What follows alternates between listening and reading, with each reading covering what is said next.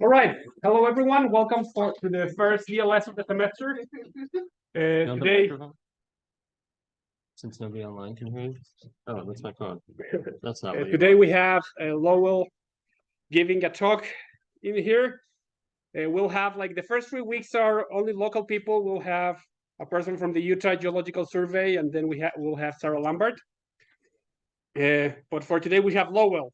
Lowell graduated from Oberlin College in 2004 with a dual degree in majors in geology and East Asian studies. Then he went to UC Berkeley, where he got his PhD in Earth and Planetary Sciences in 2009. After that, he went to Yale for a postdoc from 2009 to 2011, and followed by a visiting faculty position at the Department of Earth Sciences at Montana State University in Bozeman. In 2013, Lowell joined the Department of Geology and Geophysics at the U, and is currently an associate professor at the department and an adjunct associate professor in the Department of Material Science and Engineering. In 2017, he was awarded the American Geophysical Union Rock and Mineral Physics Early Career Award, and his primary research interest is studying mechanical properties of rocks and minerals at ultra-high pressures and temperatures, and using this information to understand large-scale dynamic processes such as slab subduction and mantle convection. And I guess that's what we're going to hear about today, and I'll give it to you. For those in Zoom, we're having issues hearing you back, so if you have any questions, please just type it in the chat, and we'll send it back to Lowell. Thank you.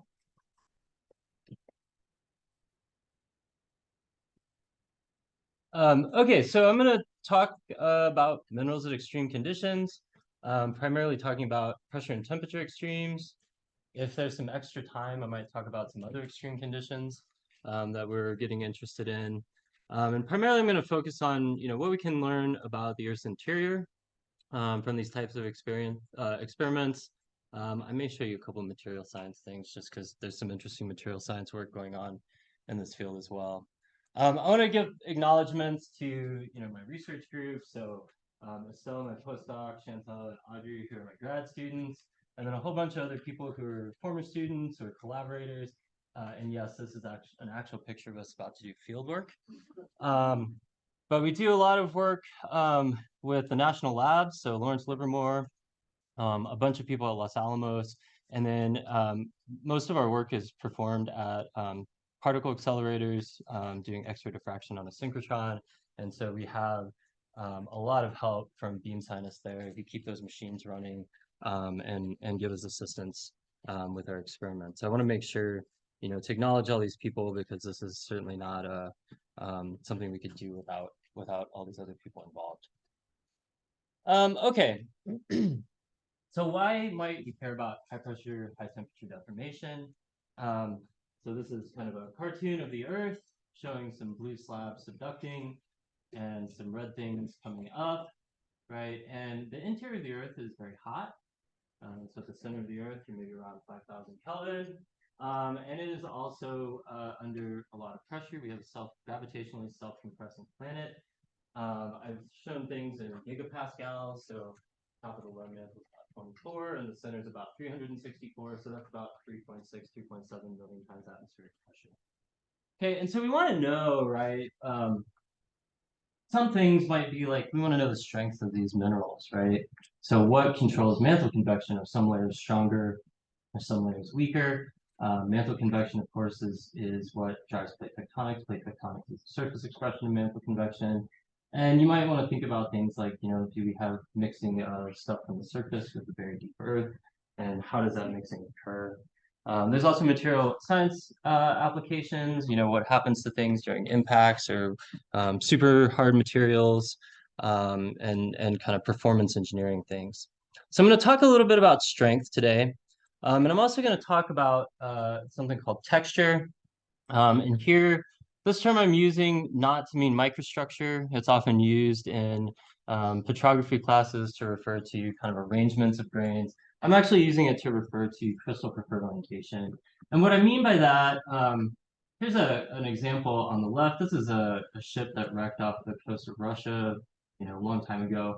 But I like this slide because it's lumber washed up, and you can see that these kind of needles, right, these acicular pieces of lumber, to use a mineralogy term, right, are kind of aligning along the length of the shore, and that's a case of shape-preferred orientation. You can also have something like a gneiss here, so we have these micas, this is a thin section, and these have a shape-preferred orientation. But the thing we really look at is the crystallographic preferred orientation, and it turns out that the crystallography of these, so the C-axis of these, are this way. Okay, so this is a case where shape-preferred orientation and crystallographic preferred orientation coincide. That's not always the case. You can actually have crystallographic preferred orientation with no shape-preferred orientation. And so why we care about this, there's some kind of interesting applications like in structural geology. So if we look at quartz that has been deformed, if you look at sort of shear plane and shear direction, right? Pure shear and simple shear look pretty similar. The strain ellipsoid looks similar, but they're tilted with respect to the shear plane, okay? And you can tell this if you look at textures. So this is plotting the C-axis of quartz crystals that were deformed either by pure shear or simple shear. And you can see as you get more and more of a component of simple shear, you get a rotation of the C-axis. So you can distinguish between pure and simple shear. And this has been applied. These are Santa Rosa myelonites in California. And these were thought originally to have been deformed through simple shear, and it turns out they're not. They're deformed through pure shear. Okay, and so you can look at the preferred orientation of the quartz, and you can determine the strain history. Okay, and the kind of governing concept here is that the symmetry of the texture can't be lower than the strain path. Now, we can also use texture and anisotropy to study upper mantle. So back in the 60s, people noted that compressional waves in the shallow upper mantle traveled faster in some directions than in others. And this person here, Harry Hess, who was at Princeton, realized that this was due to alignment of olivine. So this is an olivine crystal, and this is a P-wave velocity surface, a compression wave velocity surface. And what you see is that the A direction is significantly faster than C. Okay, and what happens is when you take an olivine grain and you deform it, it deforms by something called dislocations. And so you have, basically, as you stress your crystal, you form a defect in the crystal, and it propagates across the crystal, and it travels on a plane and in a direction. Okay. Olivine's a little bit funny. It actually has multiple planes that it deforms on, but it always deforms in the A direction. And so what people figured out is like if you have upwelling here, so this would be like under a mid-ocean ridge, your peridotite come up and they spread, and because of that dislocation or that slip system, the A-axis tends to align in the flow direction. And so what happens is you observe fast P waves, and you can use that to infer the flow direction of the mantle and the subsurface. Okay, people have looked at this in more detail.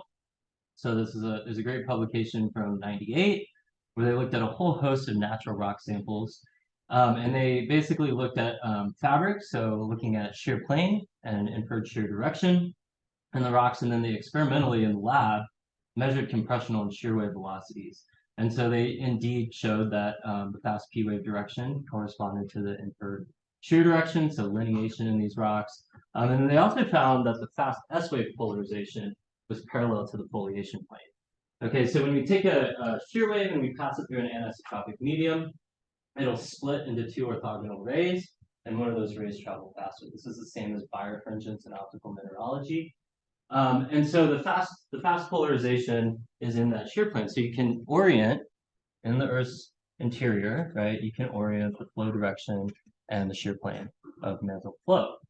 And so you can do much more complicated stuff. So this is a simulation from Manuel Crescendo's group, looking at the alignment along fast directions around a subducting slab. Okay, and people can have done some really detailed work, and this has really pretty much revolutionized our understanding of mantle flow.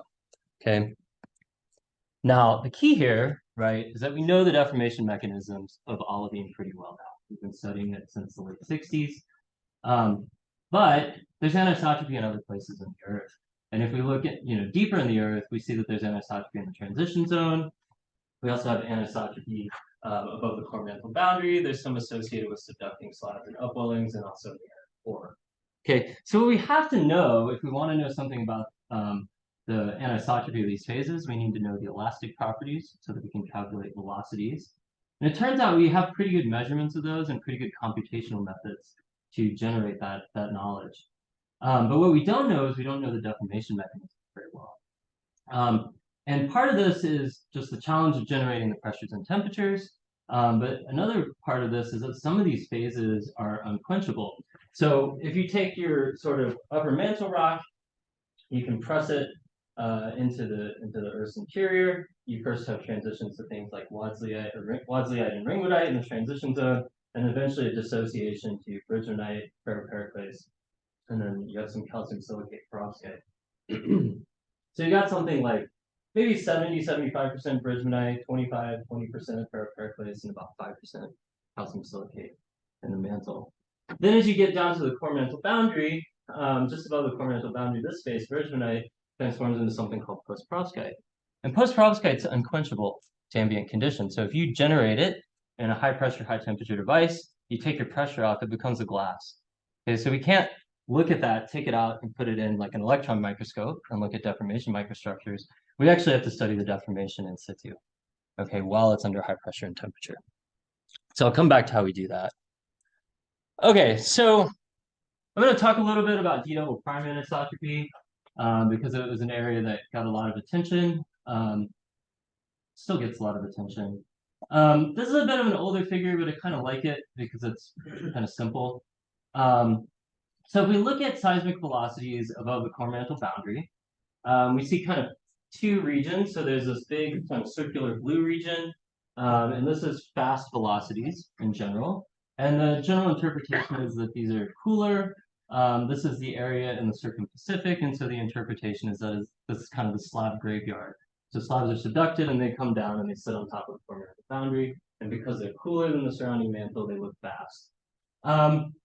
In general, here the shear wave anisotropy is such that horizontally polarized waves are faster than vertically polarized waves. And people, I think, now are pretty happy that this is probably post-perovskite in this region. Okay.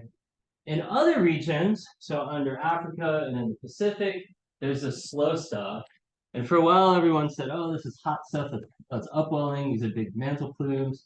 But now I think we have sort of settled on that this is probably a compositional variation. It's probably not consistent with temperature, at least not temperature alone. Anisotropies here is pretty complicated. Sometimes it's isotropic, sometimes vertically polarized waves are fast, sometimes horizontally polarized waves are fast. It might be bridgemanite if it is warmer. The post-perovskite will tend to transform back to bridgemanite. And recently people have proposed that it might be enriched in calcium silicate perovskite, but then you need a mechanism of getting it down there. So some of those questions like, what is this anisotropy? What does it tell us about mantle flow and things like that are what people are trying to answer. So I'm going to show you just this is a simulation from Qatar et al. Looking at anisotropy, and basically what they did was they took a bunch of different proposed deformation mechanisms for, this is now called bridgemanite. It used to be called perovskite before it was discovered in nature. And then post-perovskite, and looking at different slip systems that have been proposed in the literature, or that, you know, from looking at the structure you might think would be active. And so what this is this little box is containing the toe of the slab. Let's come down to the core mantle boundary, and they've simulated the preferred orientation and thus the anisotropy that would develop in this slab as a function of deformation mechanism phase. Okay, and this is kind of set up that blue is horizontally fast polarized waves, and red is vertically fast. So if we're looking at those kind of blue colder regions, right? These two deformation mechanisms, so post-perovskite with slip-on 0-1-0 planes, or post-perovskite with slip-on 0-0-1 planes, seem to fit, right? But then the question is, like, which of those is right? And what do the mineral phases tell us, right? What do we actually see in terms of deformation mechanisms?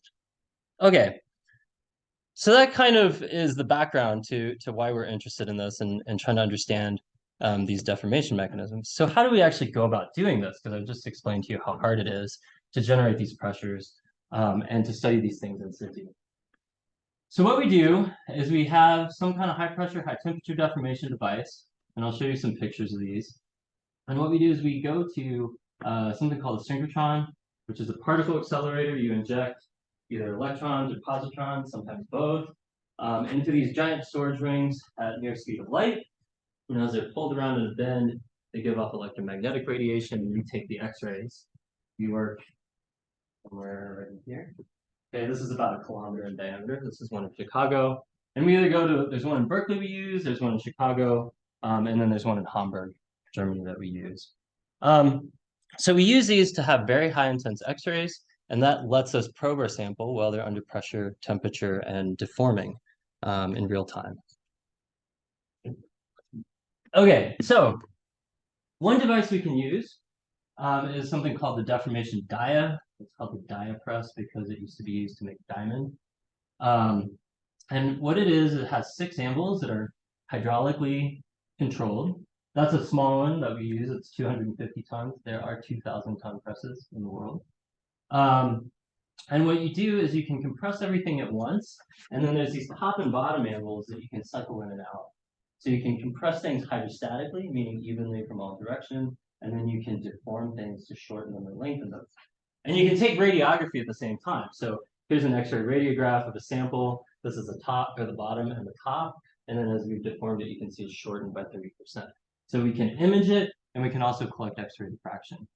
We can heat, we can deform, and this is called a large volume device because we can study like 1 millimeter samples.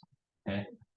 But this only goes to about 10 gigapascals, so it doesn't even get you into the lower mantle. Okay, it gets you down to about the top of the transition zone. There's been a few heroic efforts by some of the groups in Japan where they've just touched the top of the lower mantle, and they break something like $300,000 of anvils to do those experiments. Okay, so it's a little bit more than my budget allows for. So we stay about 10 GPa with that one. If we want to go higher, we use something called a diamond cell. And here we take 2 gem quality diamonds. So they have a little flat tip polished on the end, and we trap a sample in between it. And these samples are small. Okay, this little like shiny thing here, white thing, that's a sample looking through the diamonds. It's about 50 microns. So that's about the diameter of your hair, maybe a little bit smaller. But you can get pressures to the center of the Earth, and in fact, people have gotten planetary pressures like in Jupiter now. And so you can go very, very high pressures relatively easily. It is really hard to do high temperature deformation, and I'll talk about that a little bit more. And then because what we're really doing is we're making use of the fact that surface area is inversely proportional to pressure. So, you know, like this is a gasket, this is a confining gasket, that's the sample chamber, and that's a needle scale, right? So we're really limited in how big a sample we have, and that makes it difficult to measure things like strain and strain rate in these. And I'll come back to that in a minute. Okay, I should say that when I'm referring to strain and strain rate there, I'm talking about macroscopic shape change, because we can measure a type of strain. So when we do these diffraction experiments, we can actually look at strain within the crystal lattice. So we can measure the spacing of the atoms in our crystal, and as we squeeze it, we can see that distort. And we can use that, if we know something about how elastic the crystal is, we can use that to measure or calculate the stress that the sample supports, and that tells us something about the strain. So if you've seen, this is a figure from Twisted Moore, very famous structural geology book. So if you have strain this way and stress this way, you know, you follow this sort of elastic response, and you increase your stress in the crystal, and then at some point it deforms plastically, non-recoverably, and this is your yield point. Okay, so as we squeeze it, we see the strain in the crystal lattice changing. So we're riding along here, and eventually we reach the yield point, and our strain stops increasing. Okay, so that lets us measure like an elastic response, and it serves as an internal stress sensor in the material. Then the other thing we can do is we can look at texture, so we can watch crystals rotate and reorient as we deform them. And it turns out that that texture formation, or preferred orientation formation, is unique to different slip systems, or maybe twinning, right? Different deformation mechanisms. And so depending on the kind of slip system we have, we'll get a different preferred orientation, and we can measure that. We can use that to figure out the deformation mechanisms, and then we can look at things like anisotropy. It actually, we also see textures being carried through phase transformations, and that can tell us something about the transformation mechanisms. I'm not going to talk about that today. Okay, so this is a schematic of a diffraction experiment. So if we have a diamond anvil cell and we've got a sample in here that's composed of a bunch of grains of whatever mineral, right? So it's a little rock with a bunch of grains, and we're going to send X-rays through. And the diffraction is given by Bragg's law, which is that the wavelength coming in is equal to 2 times the spacing of the crystal lattice on the plane we're measuring, and it diffracts at some angle theta. Okay, so if our incoming X-rays here, this is 2 theta. And what happens in our sample is we have these grains that are evenly oriented, so randomly oriented, and they're not under any kind of weird stress. And so what will happen is we get a powder diffraction pattern that will form a set of concentric rings. Okay? And then if we squeeze a sample, we now have any sort of crystal plane that's oriented this way is getting squished, and ones this way are relatively open. And if you look at this, you can see that D and theta are inversely related. So as we squish the sample and these planes compress, the 2 theta angle opens. Okay, and then this way we get the opposite effect. So those things that were perfect rings before distort into ellipses, and the degree of ellipticity tells us the strain in the lattice. Okay. The other thing that happens is we get dislocations, grains start to rotate, and you see grains are oriented preferentially in one direction over another, and you'll start to get intensity variation. So where you have more grains oriented in a particular direction, you'll get brighter diffraction. Okay. So we process this using something called a Rheology method, which lets us process the full 2D diffraction image. So it starts out like this, series of rings. You don't see a lot here, but if we took this and unrolled it, this is our data here. And what you see is if we had no stress in our crystals, these lines would be straight, but instead we have waviness, right? And that waviness is that ellipticity. And we measure the degree of waviness. We quantify that to get our lattice strain of stress. And then the other thing you'll notice, like here, right, you see these intensity variations. And this is telling us, like here, that on this particular lattice plane, we have more grains oriented here. And this is, these black arrows are showing the compression direction. Okay. So we basically have a physical model where we simulate a diffraction pattern, and we refine the model until we get a diffraction pattern that fits our data. Okay, and when we have a good fit, then we can pull out some of those parameters. So I'm going to show a few examples of strength first, and then I'll talk about textures. I'm just going to do a quick tangent on material science. So this was a few years ago. This was my postdoc, Xiaoling Zhu. I was looking at nanocrystalline nickel. And there's this long-standing phenomenon called the Hall-Petch effect. So if you take a material and you reduce the grain size, it gets stronger. When people started looking at nanomaterials, this was super exciting because it's like, oh, we'll just make things smaller and smaller grain sizes, and they'll get stronger and stronger and stronger, and we'll make all these super materials. Well, so people started doing that, and then they discovered this thing that's now called the inverse Hall-Petch effect, which is where you get below 15, 20 nanometers, things get weaker. Okay, so you can't just strengthen things forever. Well, what we discovered is we can essentially use pressure to suppress grain boundary deformation and grain boundary sliding. And it turns out that the inverse Hall-Petch effect is due to grain boundary deformation. So if you can suppress it, you can get continuous strengthening, basically as far as we measured. Okay, so this is stress versus lattice strain. You see kind of this initial ramp up and then a leveling off. Then going from 200 nanometer to 3 nanometer, you get continuous strengthening. And we're able to get a yield strength about 10 times larger than a commercial nickel sample. So I thought that was pretty cool. It shows kind of a way to get around this. Now, industrially, we probably won't do it at pressure, but maybe you can think about doing something like putting precipitates at grain boundaries and figuring out a way to suppress grain boundary deformation to do this on a commercial scale.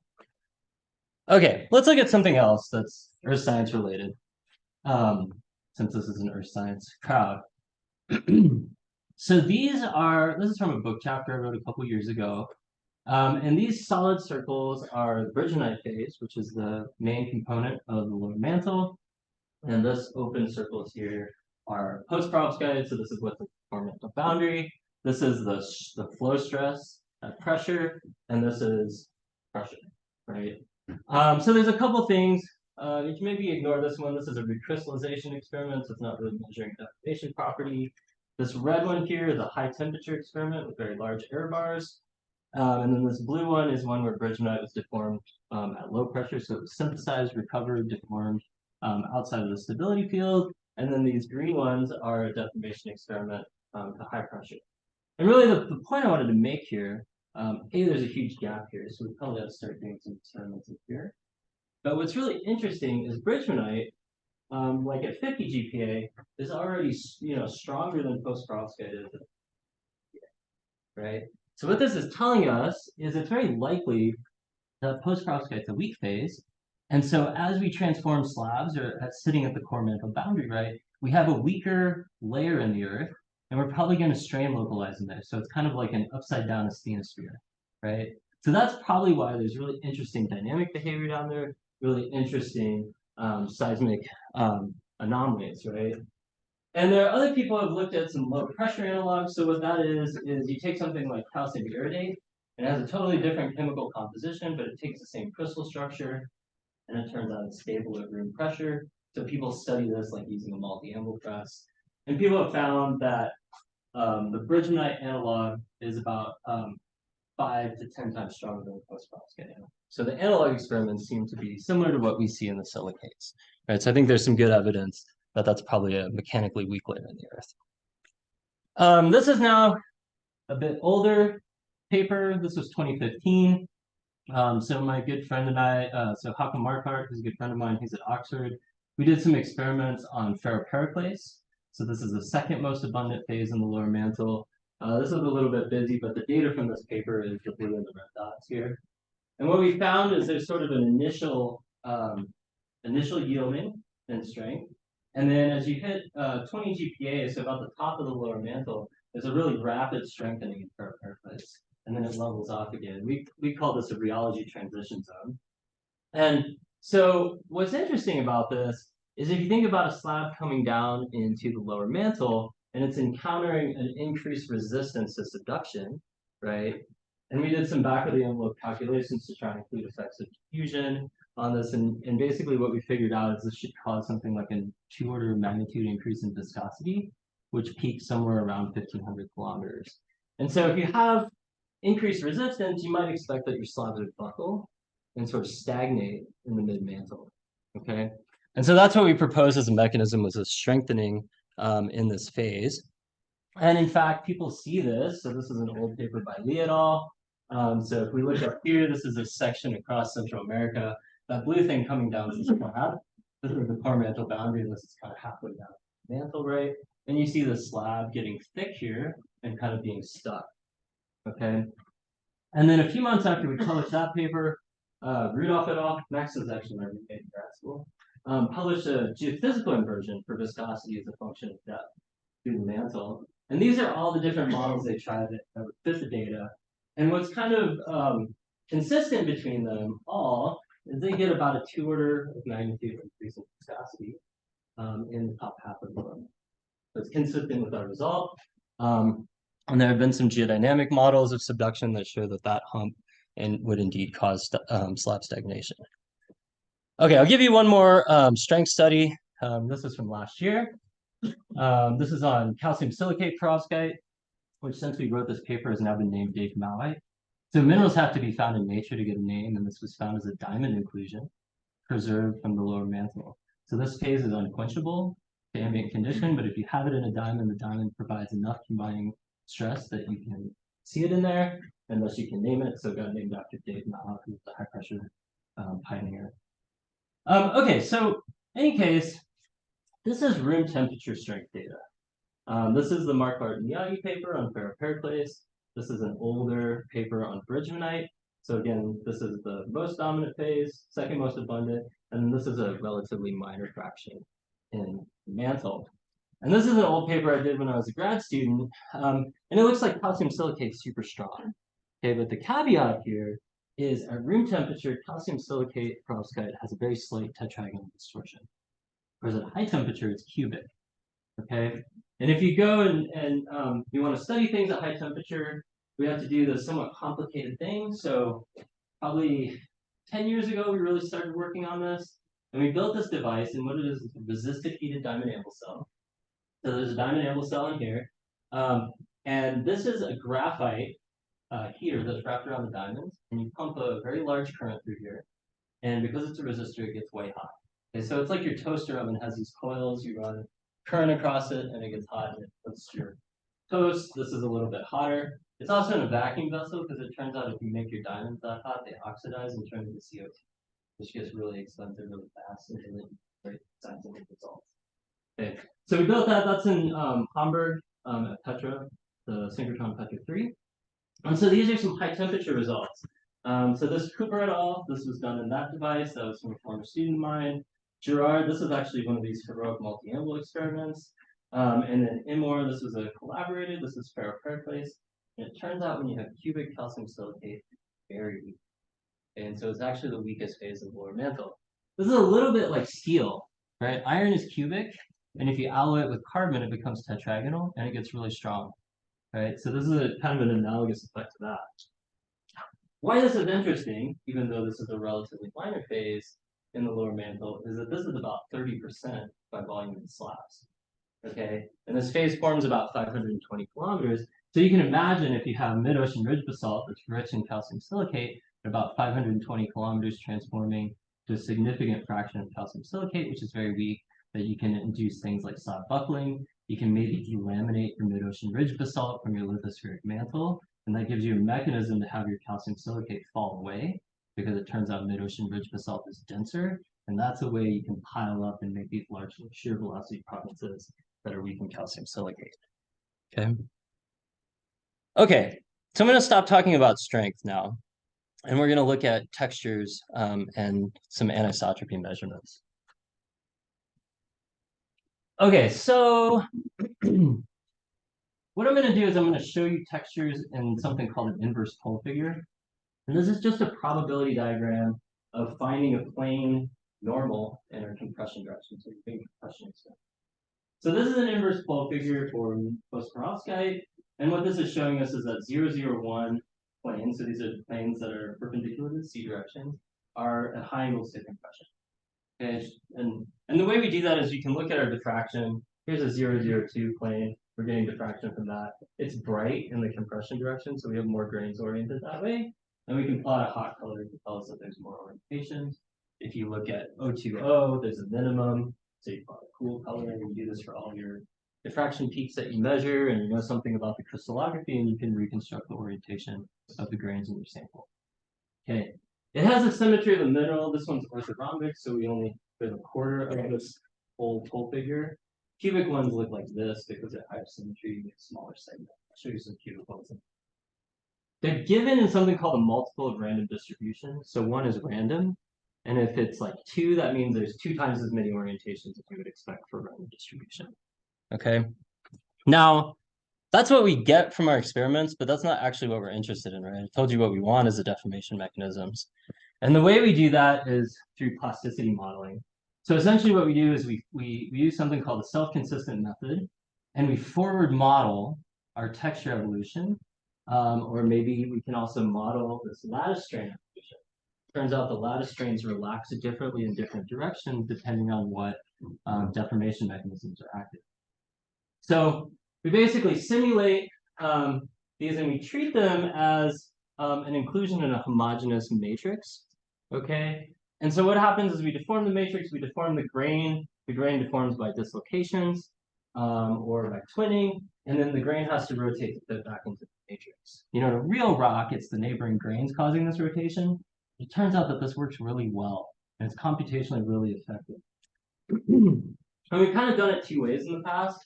So we've looked at viscoplastic self-consistent methods or elastoplastic. So this one measures or simulates textures. So this is post-perovskite. This is showing some texture simulations for different planes within this crystal structure, and you see they look different, right? And so you can match this to your experiment, and you can figure out what slope systems are. Okay. Now, more recently, those 2 codes have been combined so that you can model both of these simultaneously. And my former student, Feng, was the first person to apply this to high pressure deformation. We had to do some modifications, like allowing for changes in elastic property with pressure and changes in plastic properties, so the strength of these deformation mechanisms with pressure. And I'll show you a little bit of that later.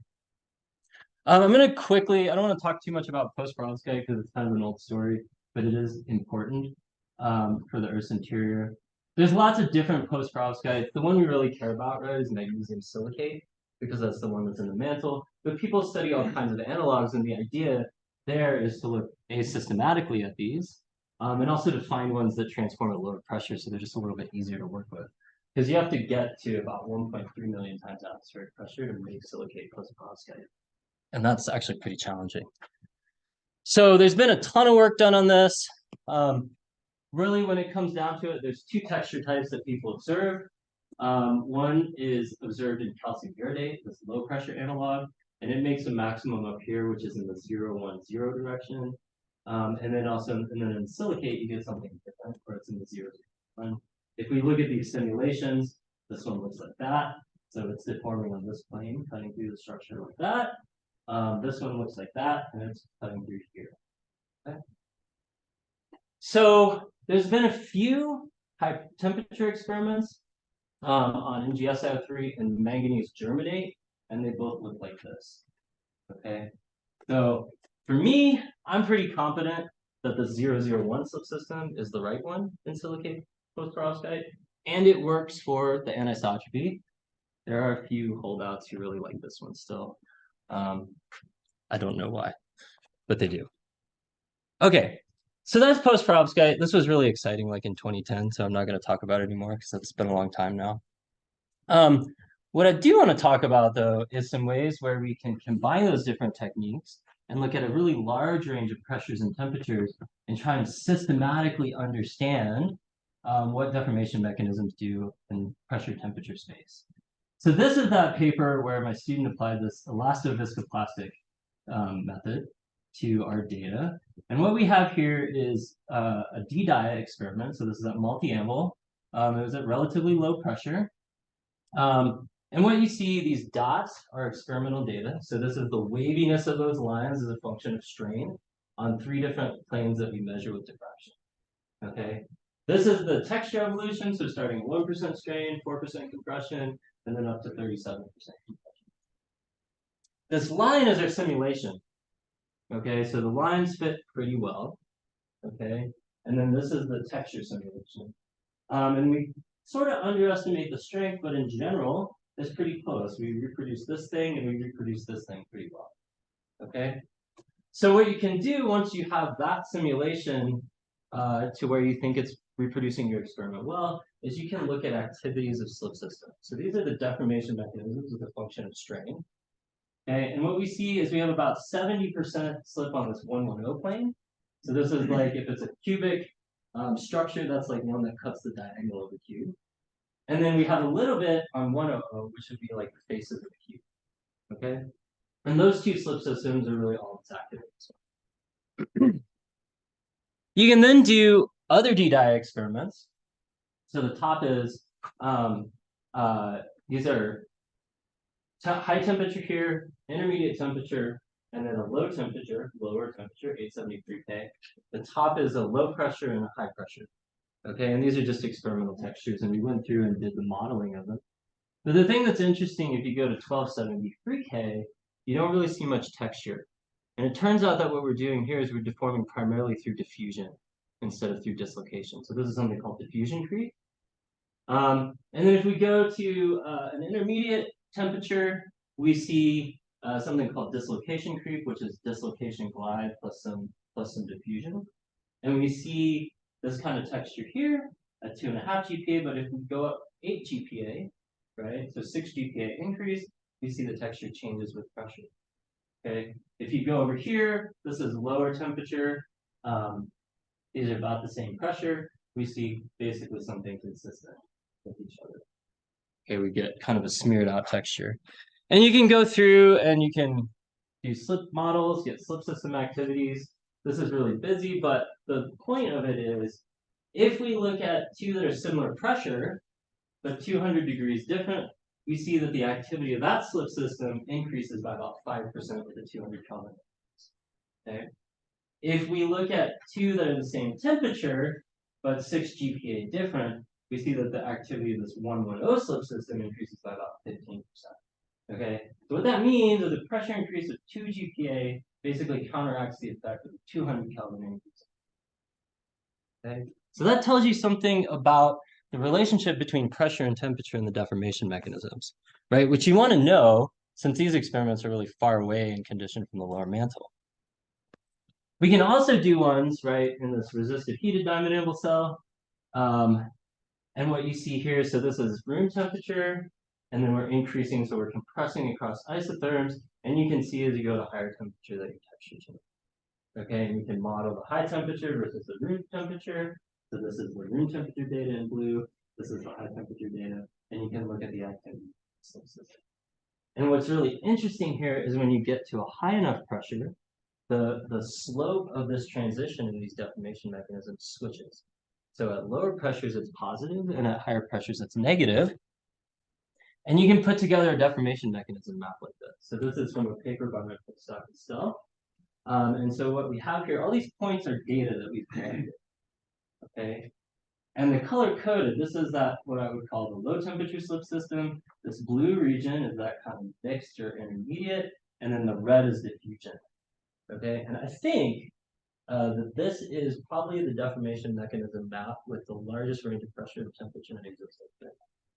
Okay, and so we can look at systematically how these mechanisms change over a wide range of PP conditions.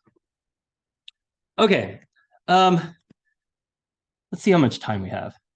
So you might be thinking as geologists, well, these are all single phase minerals. Rocks aren't single phase ever. What about an actual rock? And that's a great critique because it's true. Things in the mantle are in a single phase, and all these experiments are on single phases. So this is work by my former student, Samantha Cooper. And she looked at an aggregate of bridgemanite and ferropericlase using this high temperature diamond anvil cell. And so these are the inverse pole figures for bridgemanite. These are for ferropericlase. Bridgemanite gets a maximum over here. And what's really weird is ferropericlase doesn't do anything. Okay. We can model the bridgemanite texture. We can get our subsystem activities out. But this is really puzzling because we know from measurements on strength that ferropericlase is a lot weaker. And in fact, there was a paper by Girard et al. Where they looked at the shape change in grains in a two-phase aggregate, and ferropericlase deforms way more. So why doesn't it get any texture? Okay, so we see a slip system in bridgemanite. Ferropericlase is doing something weird. So maybe this has to do with stress and strain heterogeneity. And then you start to question, right, is ferropericlase really important for anisotropy? And so, looking at this, this is clearly a multi-phase interaction, because if we looked at this work that I showed you before, IMOR, we clearly see texture development in ferropericlase. And so this has to do something probably with the interaction between these phases. Now, our self-consistent methods, we just have a grain kind of floating in space, so it doesn't tell us anything about microstructure.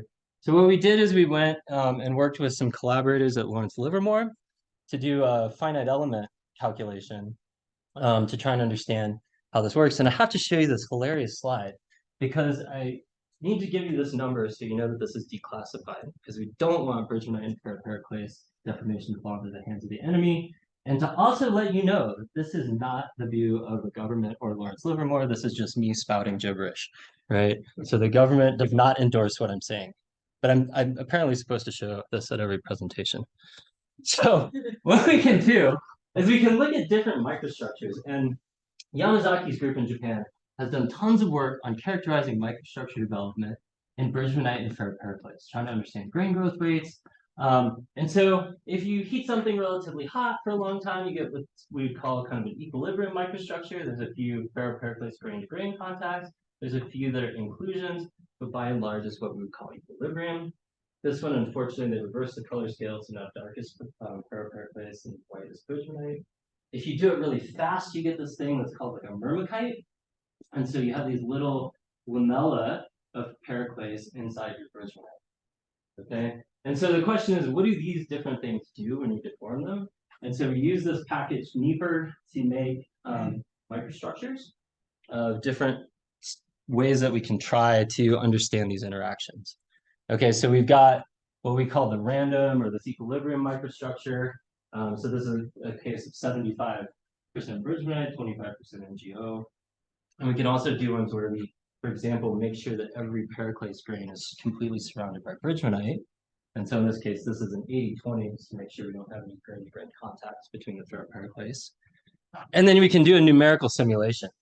Okay, so this is going, this would be 75% bridgemanite, and we looked at a case with that 75% ferropericlase to try and understand the effective phase proportion.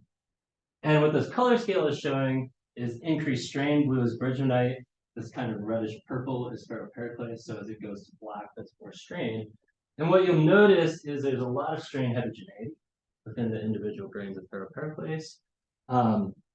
And in general, in this one, when you have a lot of the softer phase, you get less strain in the bridgemanite. Okay. Okay, so the other thing that's interesting, ferropericlase grains that start out flattened deform more than grains that are round. So the shape, starting shape matters a lot. And then those that are bound by bridgemanite deform quite a bit more in that case. And then in this case, we get less slip in bridgemanite. You can also look at one that's an inclusion microstructure. We see some interesting things like these get a contact here, and you see tons of strain getting partitioned into that grain contact. Okay, and so we can look at the different differences in sort of stress and strain heterogeneity in these. So what happens to the texture? So we can go in, we can get the grain orientations out of here, we can calculate inverse pull figures, and what you see, so this is the 75% bridgemanite, 25% ferropericlase, 25% bridgemanite, 75 ferropericlase, and then the inclusion case. So if you have 75-25, you get texture development in both phases. And then unsurprisingly, if you get less bridgemanite, so you have like these isolated hard grains in a softer matrix, it's a little like putting gravel inside Play-Doh, right? You squish it, it's like the gravel doesn't do anything, doesn't flatten what the Play-Doh does. You get a lot more texture in ferropericlase. Makes sense. Now, if you have an inclusion, it turns out you start getting more texture in bridgemanite and less in ferropericlase, okay, which is pretty similar to what we see here in our experiment. So it's likely we couldn't recover this because we shattered our diamonds and we lost the sample, but it's very likely that this is a case where ferropericlase is largely as an inclusion in bridgemanite, and that's why we see that. So you might ask, based on this, like where are those results relevant? Where are they not relevant? Okay, and so we can look as we're going through the lower mantle. And one thing we got to think about is the shear anisotropy of these phases. And so this is a figure from Marquardt et al. 2009, and this is showing increasing shear anisotropy with depth. And red is ferropericlase. We can ignore MgO because it's not in the mantle. It all has some iron. And then blue is magnesium silicate. So this is the transition to post-phosphate jump in shear anisotropy. But in the top, 660 to about 1,000 kilometers, the anisotropy of ferropericlase decreases and increases, but it's relatively low compared to bridgemanite. So probably in this top 1,000 kilometers, we don't really care what the microstructure is doing, right? And we don't really care about ferropericlase. We really only care about what bridgemanite is doing if we want to look at anisotropy in the shallow upper mantle. If you go a little bit deeper, then we got to think about things in terms of slabs, because that's where we see anisotropy. And again, we can look at some of the work of Yamazaki, because he has looked at different microstructures that would exist in different regions of slab. So it turns out thermal equilibration is pretty slow in a slab. This thing that looks like the Rolling Stones tongue is a slab. Okay. And the outside of the slab in the very tip is hotter than the interior of the slab. And it turns out you expect two different microstructures. So this one here is more of an equilibrium microstructure, and this one has these kind of wormy ferropericlase that tend to be in it. Okay. And if you have interconnected ferropericlase, then you're going to strain localize in the ferropericlase. So in the hot parts of the slab, we probably favor isolated ferropericlase. So probably something like a 75-25 simulation is relevant. We probably have both phases contributing. But if we go into the interior of the slab, we're probably dealing more with ferropericlase or anisotropy. If you go deeper down to the core mantle boundary, I talked about post-perovskite already. You're probably looking at an equilibrium microstructure outside of the slab. And then again, we're looking probably at contributions from both of those. That is if you have the sort of what we call standard pyrolytic mantle. Some people have proposed that there are regions that are silica enriched, and then you would have more bridgemanite. And in that case, you probably have isolated parapericles and probably more bridgemanite dominated. In your slabs, mid-ocean ridge basalts, as they come down, they transform very early to post-perovskite. So we're most likely dealing with post-perovskite, maybe parapericles. So basically the conclusions here are in the uppermost lower mantle and in silica-enriched compositions, we care about bridgemanite. And then in pyrolite or deeper than 1,000 kilometers, we need to think about the interaction of the anisotropy, both of those phases. And then in the slabs and at the B double prime, probably post-perovskite and parapericles. And one question I still have is parapericles weaker or stronger than post-perovskite? And if so, how does that partition strength? Just a couple sort of where should we go from here? What about chemical variation? We haven't really looked about things like aluminum substitution.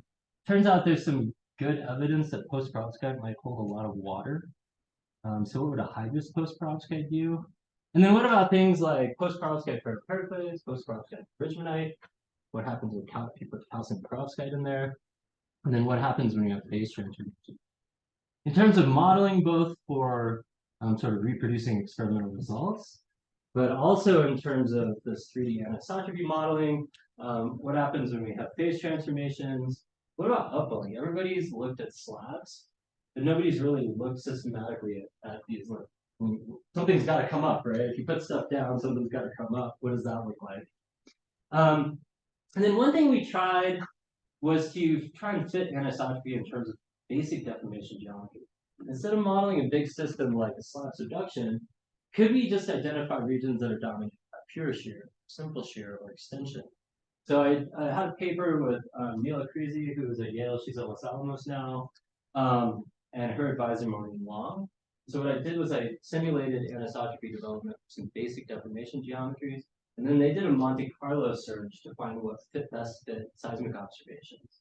In some places it worked, and in some places we clearly had more complicated geometries. So maybe we need to think about things like, what does a fold look like? Or what does a buckled slab look like in terms of design? And then I think we need to eventually get polyphase deformation models at large scale. Think about what's the evolution of microstructure in solids. And that's probably going to require finite elements, which is going to be really computationally expensive. All of those simulations with finite elements, just for 40% strain in that little block, had to be run on the North Livermore Supercomputing Center. Okay, so if you think about now adding that into a slab, right, that's going to get really expensive quickly. But I think that's where things probably need to go.